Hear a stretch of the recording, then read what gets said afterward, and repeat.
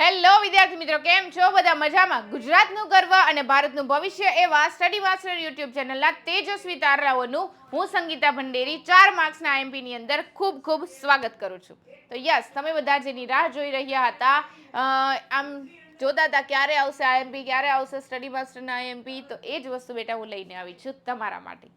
બરાબર છે. ધોરણ 11 વિષય બાયોલોજી અને એમાં પણ 4 માર્ક્સના આઈએમપી જોઈએ છે ફાઇનલ એક્ઝામ માટે. આપણને ખ્યાલ છે બેટા, ફાઇનલ એક્ઝામનું પેપર આપણું 50 માર્ક્સનું નથી હોતું, 80 માર્ક્સનું હોય છે અને ફૂલ સિલેબસ હોય છે.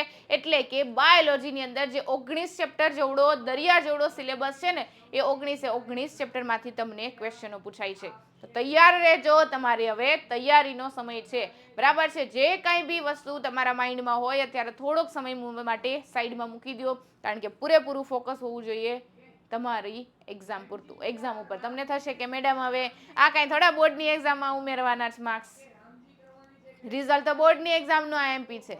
જો બેટા, અહીંયા તમને જે 11માં શીખવવામાં આવે છે ને, એ માત્ર ખાલી એક્ઝામ આવી લખી દીધું ને ભૂલી જવાનું નથી. આપણે સાયન્સ લીધું છે તો એ ફ્યુચરમાં પણ તમને ઉપયોગ થવાનું છે.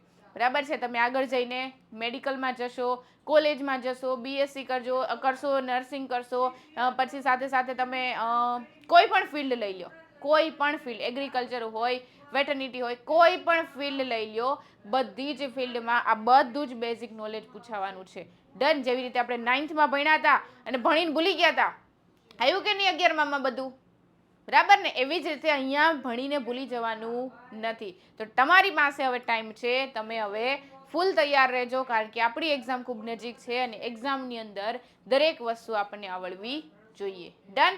તો શરૂઆત કરીએ આપણે ધોરણ 11ના 4 માર્ક્સના મોસ્ટ આઈએમપી ક્વેશ્ચનો. હવે મોસ્ટ આઈએમપી ક્વેશ્ચનો છે, પરંતુ ચેપ્ટર તો આપણને ખબર હોવા જોઈએ ને. તમારામાંથી ઘણા સ્ટુડન્ટને બ્લુપ્રિન્ટનો વિડીયો નહીં જોયો હોય બેટા, આપણી ચેનલની અંદરથી બ્લુપ્રિન્ટનો વિડીયો મળી જશે, કારણ કે બ્લુપ્રિન્ટ તમને ખ્યાલ હોવી જોઈએ. કેવું ભાઈ આપણું પેપર પૂછાવાનું છે, ખબર તો હોવી જોઈએ કે નહીં? તો હા, ખબર હોવી જોઈએ. ટોટલ 19 ચેપ્ટર છે અને 19 ચેપ્ટરમાં જોવા જઈએ ને તો બધા જ ચેપ્ટર છે ને એ તમને 4 માર્ક્સમાં નથી પૂછાતા.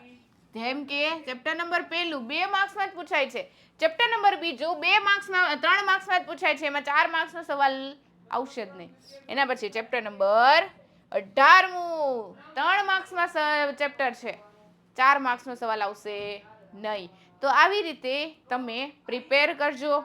બરાબર છે. સાથે સાથે તમારા ટીચરો સાથે વાત કરીને પછી જ આપણે પેપર સોલ્વ કરવાનું, આપણે પેપર માટે પ્રિપેર થવાનું છે. બની શકે આજે તમને માળખું આપ્યું ને ગવર્મેન્ટનું છે બેટા, બની શકે તમારા શિક્ષક તમને થોડુંક ચેન્જ કરી નાખે, તો એ પણ આપણે તૈયાર રહેવાનું છે. ડન.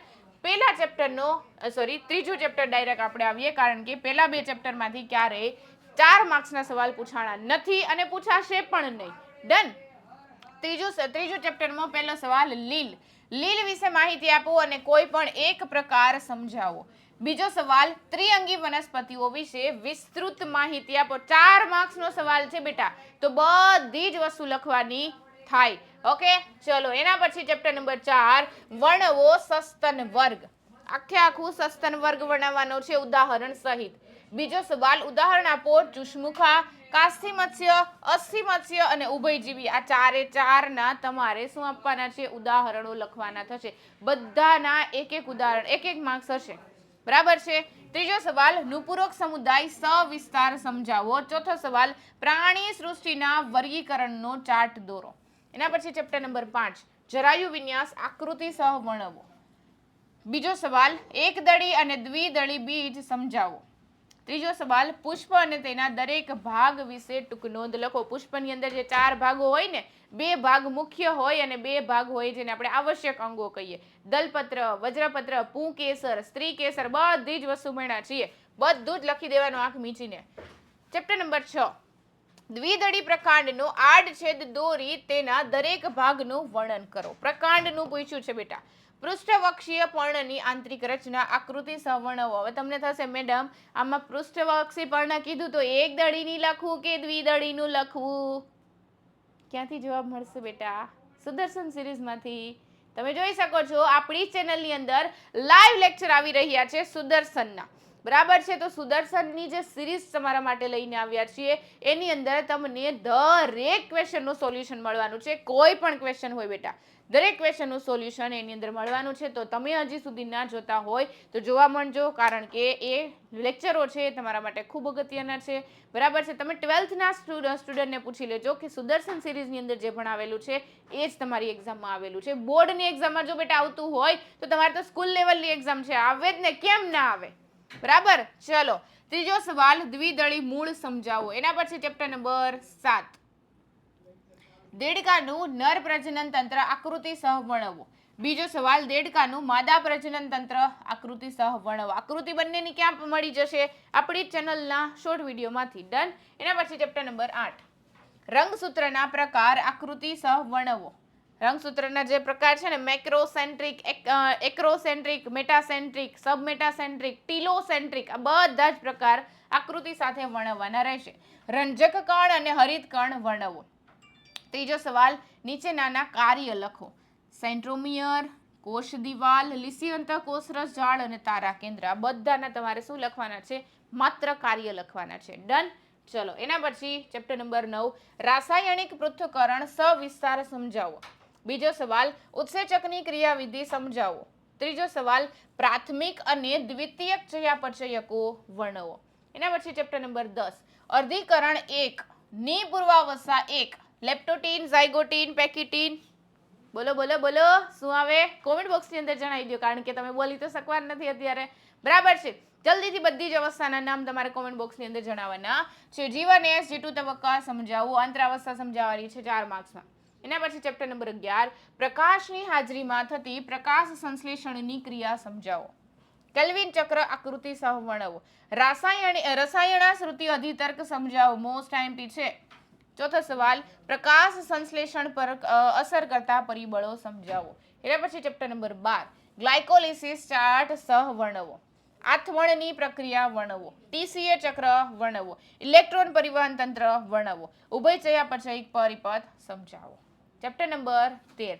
જો ભાઈ અહીંયાથી તમને દરેક ચેપ્ટરના અલગ અલગ રીતે આઈએમપી આપવામાં આવ્યા છે. 2 માર્ક્સના, 3 માર્ક્સના, 4 માર્ક્સના. તો બધા જ વિડીયો જોજો બેટા, તમારા માટે ખૂબ અગત્યના છે વિડીયો. બરાબર છે ને? અહીંયા તમને આઈએમપી જે આપવામાં આવ્યા છે એમને તો આપવામાં આવ્યા નહીં હોય, થોડુંક એના પાછળ રિસર્ચ થયેલું હોય છે. તમારા ઘણા બધા અલગ અલગ સ્કૂલોમાંથી પેપર જોવામાં આવ્યા હોય પછી જ તમને અહીંયાથી આપવામાં આવે છે આઈએમપી. બરાબર છે? તો થોડાક સિરિયસ લેજો. એના પછી ચેપ્ટર નંબર 13, વૃદ્ધિના તબક્કા વર્ણવો. વૃદ્ધિ દર માપનની વિવિધ રીત સમજાવો. ત્રીજો સવાલ, ઓક્સિનની અસર વર્ણવો. ચોથો સવાલ, ઇથિલિન વિશે સમજાવો. પાંચમો સવાલ, વર્ણવો સાઇટોકાઇનિન. ડન. એના પછી ચેપ્ટર નંબર 14, વિવિધ પ્રાણીમાં આવેલ શ્વસનાંગો ઉદાહરણ સહિત સમજાવો. બીજો સવાલ, મનુષ્યનું શ્વસન તંત્ર આકૃતિ સહ વર્ણવો. 4 માર્ક્સનો છે. શ્વસન તંત્રની આકૃતિ ડ્રો કરતા આવડવી જોઈએ. ક્યાંથી મળી જશે? આપણી જ ચેનલના શોર્ટ વિડીયોમાંથી. બરાબર છે? ત્રીજો સવાલ, શ્વાસોશ્વાસની ક્રિયાવિધિ સમજાવો. ચોથો સવાલ, વાયુની આપલે સમજાવો. પાંચમો સવાલ, ઓક્સિજન વિયોજન વક્ર આલેખ સહિત વર્ણવો. છઠ્ઠો સવાલ, શ્વસન ક્રિયાનું નિયમન કઈ રીતે થાય છે એ સમજાવવાનું છે. એના પછી ચેપ્ટર નંબર 15, RH રુધિર જૂથની માહિતી આપો. એમાં એરિથ્રોબ્લાસ્ટોસિસ ગર્ભ પણ લખવું. બરાબર. ચલો, બીજો સવાલ, રુધિર ગંઠાઈ જવાની ક્રિયા સમજો. આ સવાલ તમને 3 માર્ક્સમાં પણ પૂછાય છે, 4 માર્ક્સમાં પણ પૂછાય છે. ત્રીજો સવાલ, રક્તકણના પ્રકાર વર્ણવો. રુધિર કણના પ્રકાર છે, રક્તકણના નહીં, રુધિર કણના પ્રકાર. RBC, WBC, ત્રાક કણો, આવા 3 પ્રકાર છે એના. ચોથો સવાલ, બેવડું પરિવહન સમજાવો. ફુફુસીય પરિવહન, દૈહિક પરિવહન. પાંચમો સવાલ, માનવ હૃદયની અંતઃસંરચના વર્ણવો. આકૃતિ દોરવી જરૂરી છે, કારણ કે ક્વેશ્ચન છે બેટા 4 માર્ક્સનો. હૃદચક્ર વર્ણવો અને ECG વર્ણવો. ECGમાં પણ આકૃતિ ડ્રો કરવી જરૂરી છે. ચેપ્ટર નંબર 16, ગાળણની સાંદ્રતાની ક્રિયાવિધિ સવિસ્તાર સમજાવો. સાંદ્રતાની ક્રિયાવિધિ એટલે પેલું જ કાઉન્ટર કરંટ મિકેનિઝમ. ઓકે. બીજો સવાલ, મૂત્રપિંડના કાર્યનું નિયમન સમજાવો. ત્રીજો સવાલ, ઉત્સર્જનમાં અન્ય અંગોનો ફાળો. કયા કયા એવા અંગો છે? કોમેન્ટ બોક્સની અંદર જણાવો જી, મને ખબર પડે કેટલા આવડે છે તમને. બરાબર. ચલો જલ્દીથી. ચોથો સવાલ, ઉત્સર્ગ એકમની અંતઃસંરચના વર્ણવો. ઉત્સર્ગ એકમની અંતઃસંરચના, નેફ્રોનની અંતઃસંરચના ડ્રો કરવાની લખવાની છે, તો આકૃતિ ડ્રો કરવી જરૂરી છે.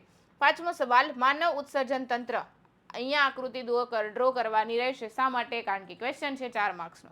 ઓકે, ચલો ચેપ્ટર નંબર 17 અગ્ર ઉપાંગ અને પશ્વ ઉપાંગ સમજાવો. આકૃતિ ડ્રો કરવાની બેટા, આપણી ચેનલની અંદર ડ્રો કરાવેલી છે મેં. ઓકે, ચલો સ્નાયુ સંકોચનની ક્રિયાવિધિ સમજાવો. અક્ષીય કંકાલ તંત્રના વિવિધ ભાગનું આકૃતિ સહ વર્ણન કરો. અક્ષીય કંકાલ તંત્ર સમજાવવાનું છે આકૃતિ સહિત. બરાબર છે. ચલો, જો કે જનરલી તમને આકૃતિ અહીંયા પૂછાતી નથી ક્વેશ્ચન નંબર 3 ની અંદર, પરંતુ બની શકે પૂછાઈ જાય. ડન. ક્વેશ્ચન નંબર 4 કંકાલ સ્નાયુની સૂક્ષ્મ રચના સમજાવો. સૂક્ષ્મ રચના ડ્રો આકૃતિ સાથે સમજાવવાની રહેશે, કારણ કે આપણે આકૃતિ લેક્ચરની અંદર ડ્રો કરી છે. ચેપ્ટર નંબર 18 અગ્ર મગજ અને મધ્ય મગજ સમજાવો. મધ્યસ્થ ચેતાતંત્રની આકૃતિ દોરી તેના કાર્ય અને તેનું મુખ્ય ભાગો વર્ણવો. હવે મધ્યસ્થ ચેતાતંત્ર એટલે કે મગજ. મગજની આકૃતિ આપણી ચેનલની અંદરથી તમને મળી જવાની છે. ઓકે, એના પછી છેલ્લું ચેપ્ટર નંબર 19 પિટ્યુટરી ગ્રંથિ વર્ણવો. સૌથી મોટી અને સૌથી અગત્યની ગ્રંથિ છે પિટ્યુટરી ગ્રંથિ. સ્વાદુપિંડની રચના કેવી છે, તેનું સ્થાન ક્યાં છે અને તેના કાર્યો કયા છે, એ ત્રણેય વસ્તુ તમારે જણાવવાની છે. તો અહીંયા આપણા ધોરણ 11 બાયોલોજીના 4 માર્ક્સના સવાલો કમ્પ્લીટ થાય છે. આઈ હોપ કે તમને યુઝફુલ થાય, અને જો મજા આવતી હોય ને બેટા તો જલ્દીથી આપણી ચેનલને 5 ફ્રેન્ડ મિત્ર સાથે શેર કરી દેવાની છે. ચેનલને શેર કરજો, વિડીયોને લાઇક કરવાનું ભૂલવાનું નથી. બરાબર છે. થોડાક હવે સિરિયસ થઈ જજો, આપણી એક્ઝામ ખૂબ નજીક છે અને તમારામાંથી ઘણા સ્ટુડન્ટને ક્વેશ્ચન થશે કે ભાઈ મેડમ તમે આઈએમપી તો આપી દીધા, અમારે સોલ્વ ક્યાં કરવાના, ક્યાં કરવા જવા સોલ્વ? સોલ્યુશન માટે આપણી એક સિરીઝ ચાલી રહી છે સુદર્શન સિરીઝ. તો લાઈવ લેક્ચરની અંદરથી સુદર્શન સિરીઝ તમને મળી જશે. તો એ દરેક વિડીયો જોજો, તમારા માટે આઈએમપી છે. દરેક આઈએમપી ક્વેશ્ચનોનું સોલ્યુશન અમે તમને ત્યાં આપવાના છીએ. ફિઝિક્સ હોય, કેમેસ્ટ્રી હોય કે પછી બાયોલોજી હોય. 11માં જેમ 12માં આપણે ત્રણેય સબ્જેક્ટને ભાંગીને ભૂગો કરી નાખ્યા છે, એવી જ રીતે 11માં પણ એનાથી ડબલ મહેનત કરાવવાના છીએ. તો મળીએ છીએ આપણે next time. Thank you so much. Bye bye.